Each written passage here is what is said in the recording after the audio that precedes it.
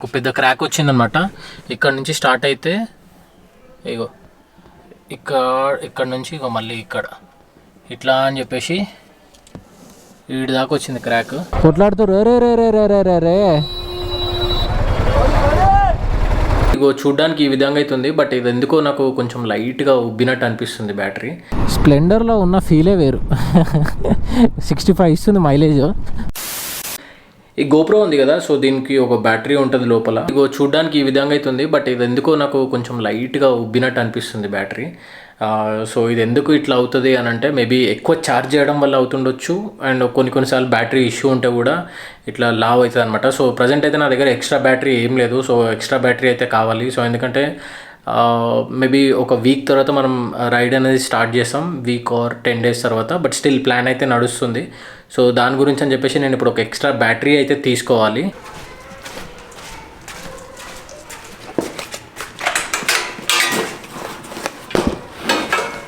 ఇవేంటి అంటే saddle bags అనమాట. సో శాడిల్ బ్యాగ్స్ నేను ఒక 2 years కింద వాడినా, అండ్ దాని తర్వాత మళ్ళీ స్టోర్ రూమ్ల నుంచి అయితే బయటకైతే తీసిన. సో ఈ శాడిల్ బ్యాగ్స్ ఎందుకంటే సో మన అప్కమింగ్ రైడ్లో ఈ శాడిల్ బ్యాగ్స్ అనేవి యూజ్ అవుతాయి. బట్ ఒక్క చిన్న ప్రాబ్లం ఏంటి అని అంటే ఈ శాడిల్ బ్యాగ్స్కి 2 straps వస్తాయి అనమాట. ఇగో ఇట్లా ఇది కనిపిస్తుంది కదా, సో ఇది వచ్చేసి ఇట్లా క్లిప్లా ఉంటుంది.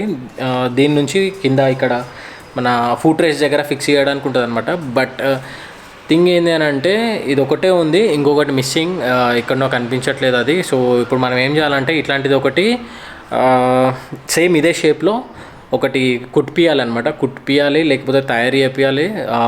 బ్యాగ్లే షాప్ ఉంటుంది కదా, సో అక్కడికి వెళ్ళి ఇట్లాంటిది ఒకటి తయారు చేయాలి మనం. శాడిల్ బ్యాగ్స్ అన్నీ పెట్టిన తర్వాత ఇగో ఇట్లయితే కనిపిస్తుంది మన బండి. సో టాప్ బాక్స్ పెట్టిన తర్వాత ఇంకా హ్యూజ్గా అనిపిస్తుంది. యాక్చువల్గా ప్యానియర్స్ మీద ఎక్కువ ఇన్వెస్ట్ చేయొద్దని చెప్పేసి నేను అందుకే ఉన్న శాడిల్ బ్యాగ్సే వాడుతున్నాను నేను. సో ఈ శాడిల్ బ్యాగ్స్ వచ్చేసి 4,000 నుంచి 500 రూపీస్ లోపల ఉంటుంది. అదే ప్యానియర్స్ అయితే 32,000 రూపీస్. ఇప్పుడు శాడిల్ బ్యాగ్స్ తీసుకెళ్ళడానికి రీజన్ ఏంటి అని అంటే సో ఆ రైడ్ కొంచెం పెద్ద రైడ్ అనమాట. సో అప్కమింగ్ బ్లాగ్స్లో మీకు అప్డేట్ చేస్తా. All right, WhatsApp blows, welcome back to my channel. ఒక చిన్న ఇన్సిడెంట్ జరిగిందనమాట. సో ఏంది అన్నది మీకు క్లియర్ కట్గా చూపిస్తాను నేను. మన నెక్సాన్ అయితే ఉంది కదా, సో ఇక్కడ గ్లాస్ దగ్గర మీకు ఒక లైన్ అనేది కనిపిస్తుందా? ఐఎమ్ నాట్ ష్యూర్ కెమెరాలో కనిపిస్తుందో లేదో, బట్ ఇక్కడ ఉంది చూడండి లైన్. సో ఐ థింక్ లోపల నుంచి క్లియర్గా కనిపిస్తుంది అనుకుంటా. కెమెరాలో అసలు క్లియర్గా కనిపిస్తలే అనమాట. సో మీరు ఇక్కడ చూస్తున్నారు కదా, యాక్చువల్గా ఇది ఒక పెద్ద క్రాక్ వచ్చిందనమాట. ఇక్కడ నుంచి స్టార్ట్ అయితే ఇగో ఇక్కడ నుంచి ఇగో మళ్ళీ ఇక్కడ ఇట్లా అని చెప్పేసి వీడి దాకా వచ్చింది క్రాక్. సీన్ ఏంది అని అంటే ఈ క్రాక్ ఎందువల్ల వచ్చిందో ఏందో నాకైతే మాత్రం ఏం ఐడియా లేదు. ఒక 3 days ఏమో పార్కింగ్లో ఉండే బండి. సో దాని తర్వాత నేను 4th day ఏదో బయటికి వెళ్దామని బండి తీసినప్పుడు నేను ఏమనుకున్నా అంటే ఫస్ట్ ఏదో చిన్న గీతలా ఉండొచ్చు, బట్టతో తుడిస్తే పోతుందేమో అనుకున్నా. బట్ తుడిస్తే పోలేదు అది. ఇంకా బాగా క్లియర్గా నోటీస్ చేస్తే ఏంది అని అంటే అది గ్లాస్ అనేది ఎల్ షేప్లో క్రాక్ వచ్చింది. చాలా పెద్దగా వచ్చింది క్రాక్ అసలుకు. బట్ ఈ క్రాక్ ఎందువల్ల వచ్చింది ఏంది అన్నది నాకైతే మాత్రం ఏం క్లారిటీ లేదు. బట్ నాకు తెలిసిన వాళ్ళని కొంతమందిని అడిగితే ఏం చెప్పారు అని అంటే ఎక్కువ హీట్ వల్ల కూడా గ్లాస్కి క్రాక్ వచ్చే ఛాన్స్ కూడా ఉంటుందంట. మీకు ఏమైనా తెలిసే కింద కామెంట్ చేసి చెప్పండి. బట్ కెమెరాలో అంత విజిబిలిటీ లేదు, బట్ కళ్ళతో చూస్తే మాత్రం క్లియర్గా అనిపిస్తుంది. సో ఇప్పుడు మనకు ఒక పెద్ద ఖర్చు ఏంది అని అంటే గ్లాస్ చేంజ్ చేయాలి, అదొకటి ఉంది ఇప్పుడు. సో షోరూమ్కి తీసుకెళ్తే 1 week అయితే ఈజీగా టైం పడుతుంది ఇన్సూరెన్స్ క్లెయిమ్ చేయడానికి. ఇదంతా ప్రాసెస్ అనేది ఉంటుంది అనమాట. సో ఒకవేళ మనం బయట ఇస్తే ఈజీగా ఒక 10,000 రూపీస్ వరకు అయితే ఖర్చు వస్తుంది. చైన్ లూప్ చేయకుండా బయటకి అయితే తీసిన చైన్ అయితే లిటరలీ మొత్తం డ్రై అయిపోయింది. వెనకాల బ్రేక్ లైనర్స్ కూడా సౌండ్ వస్తున్నాయి, ఎందుకేమో కస్ అని వస్తుంది. టైర్లలో కూడా గాలి చాలా తక్కువ ఉంది, కొట్టించేసేయాలి గాలి కూడా. ఐ థింక్ మనం బండి తీసుకొని 1 year కూడా కాలేదు అని అనుకుంటా. బట్ ఇప్పటివరకు అయితే మాత్రం నేను 11,000 kilometers అయితే తిరిగి ఉండొచ్చు. ఎగ్జాక్ట్గా 11,043 kilometers అయితే తిరిగిన నేను. సో ఈ మే వస్తే కరెక్ట్గా ఎగ్జాక్ట్గా 1 year అవుతుంది అనమాట. సో 1 yearలో 11,000 kilometers అంటే నాట్ బ్యాడ్. సో బైక్ అయితే మొత్తం సర్వీస్ అయితే చేపించి పెట్టేసిన, దీనికి ఏం పని చేపించాల్సింది లేదు. సో ఓన్లీ థింగ్ ఏంటంటే దీనికి లైట్స్ హెచ్జేజీ లైట్స్ అయితే తెప్పిస్తున్నాను అనమాట. సో అవి షిప్పింగ్లో ఉన్నాయి, మేబీ 2-3 daysలో వచ్చేస్తుండొచ్చు. అవి వచ్చిన తర్వాత దీనికి ఇన్స్టాలేషన్ చేపియాలి. సో అదొకటే పని ఉంది దీనికి. శాడిల్ బ్యాగ్స్ సార్ట్ అవుట్ అయిపోయింది, లైట్స్ ఒకటి ఫిట్టింగ్ ఒకటి అదొకటి ఉంది, అది కూడా చేపించేస్తే పని అయిపోతుంది. ఇంకా బండి వచ్చేసి కంప్లీట్గా రెడీ అనమాట ఇంకా రైడ్కి. సో నేను చేయబోయే రైడ్ వచ్చేసి ఈజీగా ఒక 15 days వరకు ఉంటుందని చెప్పేసి అని అనుకుంటున్నా. ఈజీగా అంతవరకు అయితే ఐడియా ఉంది. మేబీ ఎక్స్టెండ్ అయితే అవుతుండొచ్చు, చెప్పలేం. బైక్ ట్రిప్కి ముందు నేను ఒకటి కార్ ట్రిప్ అయితే చేస్తున్నాను అనమాట. ఈ బండి చూసేందుకు పెద్దగా అనిపిస్తుంది కానీ అంటే మరీ అంత పెద్దగా ఏం కాదు, బట్ చూడడానికి నార్మల్ బండ్లతో పోల్చుకుంటే దీని సెగ్మెంట్లో కొంచెం పెద్దగానే అనిపిస్తుంది ఇది. బట్ ట్రాఫిక్లో మాత్రం ఈజీగా ఇట్లా మెనివర్ చేయొచ్చు మంచిగా. అమ్మ ఇట్లా అన్నది లేదో, ఈ హ్యాండిల్ బార్ వచ్చేసి ఆ ముసలైన ఈపీకి తలిగేది కొంచెంలా. ఏమైంది ఇక్కడ, జామ్ అయిందా? జామ్ అయినట్టుంది. ఈ ఆర్టీసీ బస్సులు అయితే మాత్రము డైరెక్ట్ రోడ్ మీదనే ఆపేస్తారు ఈడైతే. మా ఫస్ట్ స్టేషన్తో తిడుతున్నారు రా నాయన డ్రైవర్ని. సంగారెడ్డిలో రోడ్లు మొత్తం మంచిగా నున్నగా వేసారు, కొత్త రోడ్లు వేసారు. అరే కొట్లాడుతారు, రే రే రే రే రే రే రే పోతున్నా ఈయన కొట్లాడుతుండు, ఆయన కొట్లాడుతుండు. బండి గురించి పట్టించుకోవడమే మానేసినాం. దీంట్లో ఎంత పెట్రోల్ ఉంది, ఎంత గాలి ఉంది, ఏముంది అసలు ఏమి ఐడియా లేదు నాకైతే. లిటరలీ మీరు చెప్తే నమ్మరు, టైర్లలో ఎంత గాలి కొట్టియాలో కూడా ఐడియా లేదు నాకు. ఇప్పుడు నేను మర్చిపోయినా అసలు. ఫ్రంట్ టైర్లో ఎంత గాలో, వెనకాల టైర్ ఎంత గాలో తెలియదు, ఏదో అప్రాక్స్గా కొట్టియాలి. ఇంకా ఫస్ట్ అయితే వెళ్ళి మనం గోప్రో బ్యాటరీ అయితే కలెక్ట్ చేసేసుకుందాము. ఇక్కడ రవిగాంధీ గారు అయితే 2 extra బ్యాటరీలు ఉన్నాయంట. నేను వెళ్ళేది అసలు ఏదో 2 ఏళ్ళ కింద వచ్చి నేను ఇంటి దగ్గరకు మర్చిపోయాను. చెప్తురా రే ఫోను. అరే కిందున్నారా, కిందున్నారా? ఏం చేస్తున్నావురా? ఎట్లేదు, ఏం చేస్తున్నావు అంటున్నా? ఒకటే ఉందా బ్యాటరీ? ఇంకోటి ఉంది కానీ పనికొస్తలేదు, ఫెయిల్ అయింది. అచ్చా పని చేస్తా, ఆన్ అవుతలే, స్ట్రక్ అవుతుంది. మంచిగా ఉంది, ఉబ్బలేదు కదా? కొత్త బ్యాటరీ. అవునా? సో మనం బ్యాటరీ అయితే కలెక్ట్ చేసుకున్నాము. యాక్చువల్గా ఆన్లైన్లో బ్యాటరీ చూస్తే సో డ్యూయల్ ప్యాక్ అయితే ఉందన్నమాట. సో డ్యూయల్ ప్యాక్ వచ్చేసి 4500 or 400 ఏమో ఉంది. సో 2 extra బ్యాటరీలు నేను ఏం చేసుకోవాలి, దానితోడు 2 బ్యాటరీలకి 4500 పెట్టడం ఎందుకు అని చెప్పేసి, ఎట్లా మన రవిగాడు గోప్రో వాడతలేడు, సో బ్యాటరీ అట్లా వాడి ఉంది. సో అందు గురించి అని చెప్పేసి ఆ బ్యాటరీ వాడదామని చెప్పి సో ఇది తీసుకున్నాం. ఇప్పుడు మనకు 4500 మిగిలిపోయినాయి.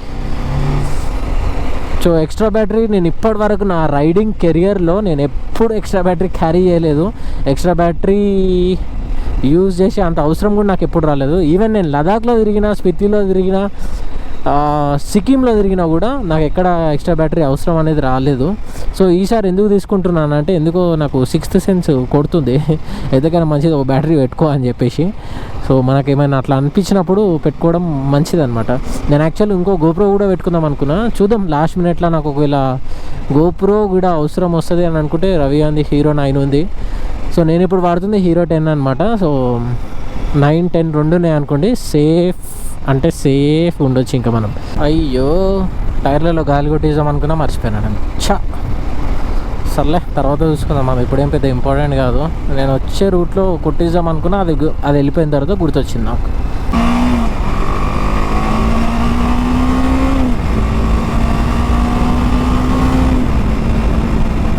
హీరో హోండా స్ప్లెండర్ తేరా బాయ్ థండర్.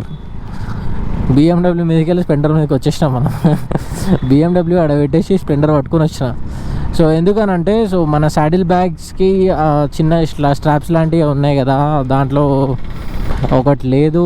సో ఇప్పుడు అది ఇప్పుడు చేపియడానికి అని చెప్పేసి బ్యాగులు కుట్టేది షాప్ ఉంటుంది కదా, ఆడికైతే పోతున్నా. అండ్ ఈ శాడిల్ బ్యాగ్స్ కూడా పెట్టుకొని పోతున్నా. సో BMW పైన పెట్టుకొని పోవడానికి రాదు. సో అందు గురించి అని చెప్పేసి స్ప్లెండర్ అయితే తీసుకొని పోతున్నా. స్ప్లెండర్లో ఉన్న ఫీలే వేరు. 65 ఇస్తుంది మైలేజ్. ఇట్లా ఎండ దంచుతుందని, ఎండ తప్పించుకోవడానికి అని చల్లటి ప్లేస్ అయితే చూస్ చేసుకున్నాను నేను. సో ఆ ప్లేస్కి అయితే ట్రావెల్ చేయబోతున్నా. అండ్ ఈ మధ్య వీడియోస్ కూడా నేను రెగ్యులర్గా పెట్టట్లేదు, ఎందుకంటే ఫస్ట్ థింగ్ వచ్చేసి వీడియోలు ఏమన్నా లోకల్ కంటెంట్ చేయాలని అంటే ఫస్ట్ థింగ్ చాలా బోరింగ్ అనిపిస్తుంది. అండ్ దానితో అంత ఇంట్రెస్టింగ్గా ఏం ఉంది చూపించడానికి అన్న ఫీలింగ్లో ఉండే నేను. సో అందు గురించి అని చెప్పేసి ఇంకా సో మెయిన్ రీజన్ ఏంటంటే ఫస్ట్ థింగ్ నాకు బోర్ కొట్టింది. అండ్ సెకండ్ థింగ్ వచ్చేసి ఆ వ్లాగ్ చేయడం ఇదంతా కొంచెం గ్యాప్ తీసుకుందాం తీయని అనిపించింది. అందుకే ఆల్మోస్ట్ ఒక 10 to 12 days గ్యాప్ రావచ్చు. ఓహో ఈరోజు మార్కెట్ ఉందా? మార్కెట్ చేపలే. ఓ క్రాబ్ నడుస్తుంది. క్రాబ్ నల్లగా ఉంది. అది నా లైఫ్లో ఒక్కసారేమో తినుంటాను నేను క్రాబ్. దాని తర్వాత ఇప్పటివరకు తినలే. బట్ చాలా టేస్ట్ ఉంటుందని చెప్పేసి అని అంటారు, కానీ తినడమే కొంచెం ట్రిక్కీ అనమాట. చాలా కష్టంగా తినాల్సి వస్తుంది. షటిల్ బ్యాగ్స్ ట్యాంక్ పైన పెట్టినా కదా, నాకు హ్యాండిల్ అక్కడిక్కడ మలిపేటప్పుడు కొంచెం ఇబ్బంది అవుతుంది. అండ్ ఒకటేసారి ఇట్లా పట్టేసినట్టు అవుతుంది. దాని దిక్కెళ్ళి బండి కంట్రోల్ అవుతలేదు. అందుకే ఇట్లా లేపి పెట్టినా. నాకు తెలిసి కెమెరాకి అడ్డంగా కూడా వస్తున్నట్టు ఉండొచ్చు. అయ్యా నేను నీడలో నన్ను నేను చూసుకుంటే ఎట్లున్నా చూడండి. నా బండికన్నా పెద్దగా నా హెల్మెట్ ఉంది. ప్లస్ నేను వచ్చేసి ఏదో చిన్న అరుగు మీద కూర్చుంటా చూడండి, అట్లా కూర్చున్నా దీనిపైన. స్ప్లెండర్ని తక్కువ అంచనా వేయొద్దు. స్ప్లెండరే. క్లిప్స్ అయితే పెట్టించేస్తున్నాను అనమాట. ఇగో ఎగ్జాక్ట్గా యాజ్ ఇట్ ఈజ్ ఇట్లనే చేస్తున్నారు. సో ఈ క్లిప్స్ వచ్చేసి ఈ క్లిప్స్ అయితే కనిపిస్తున్నాయి కదా, ఈ క్లిప్స్ మన బ్యాగ్వే అనమాట. సో ఇక్కడ శాడిల్ బ్యాగ్ ఉంది కదా, ఈ శాడిల్ బ్యాగ్కి ఇక్కడ ఎక్స్ట్రా అని కాదు, యాక్చువల్గా ఇది వేరే పర్పస్కి. సో ఇది మనం ఎక్కువ యూజ్ చేయము. సో అందు గురించి అని చెప్పేసి ఏం చేసిన, కత్తెరతో కట్ చేసిన అనమాట. ఇగో సో దాని క్లిప్సే ఇప్పుడు మనము ఈ స్ట్రాప్స్కి వాడుతున్నాం ఇప్పుడు. సో ఇప్పుడు మొత్తం 2, 3 ఇంకొకటి తక్కువ అవుతుంది. ఇంకొకటి ఇట్లాంటి క్లిప్ ఉంటే మన పని మొత్తం కంప్లీట్ అయినట్టు అనమాట. సో ఆ క్లిప్ ఇంట్లో వెతకాలి. మన స్ట్రాప్స్ పని అయితే అయిపోయింది. యాక్చువల్గా 4 కావాలి, బట్ 2 క్లిప్స్లో నుంచి 2 క్లిప్సే దొరికినాయి అనమాట. సో ఇంకొకటి తక్కువ పడుతుంది. సో 2 వచ్చేసి శాడిల్ బ్యాగ్కి, 2 వచ్చేసి ట్యాంక్ బ్యాగ్కి. యాక్చువల్గా ట్యాంక్ బ్యాగ్వి కూడా నా ఎక్కడో పడిపోయినాయి. యాక్చువల్గా పడిపోయినాయా లేకపోతే నేను ఏమన్నా పెట్టి మర్చిపోయినా ఏందో నాకేం గుర్తొస్తలేదు. సో ఇప్పుడు దాని గురించి వెతకడం కన్నా సరే చేపిస్తే అయిపోతుంది కదా అని చెప్పేసి ఇంకా దానికి 2 శాడిల్ బ్యాగ్కి 2, మన ట్యాంక్ బ్యాగ్కి 2 అనమాట.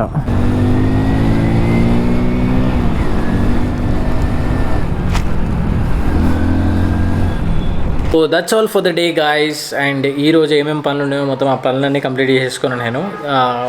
ఐ థింక్ ఇంకొక పెండింగ్ వర్క్ ఏముందంటే, సో మన బండికి ఫాగ్ లైట్స్ ఒకటి ఇన్స్టాల్ చేయాలి. సో చెప్పినా కదా అవి షిప్పింగ్లో ఉన్నాయి. ప్రాబ్లీ ఇంకొక 2-3 డేస్లో వచ్చేస్తాయి. సో ఇప్పుడు నేను ఏదైతే నెక్స్ట్ ట్రిప్ చేస్తున్నా కదా, సో ఆ ట్రిప్ నుంచి వచ్చిన తర్వాత ఇన్స్టాలేషన్ చేయించిన తర్వాత అక్కడ నుంచి ఇంకా మనం రైడ్ అనేది స్టార్ట్ చేద్దాం. అండ్ నేనైతే మాత్రం ఇప్పుడు చేసే ట్రిప్ కన్నా నేను చేయబోయే రైడ్కే ఎక్కువ ఎగ్జైటెడ్గా ఉన్నాను అనమాట. చూద్దాం ఎట్లయితుందో ఏందో. So I'll see in the next video. And then take care, bye, life.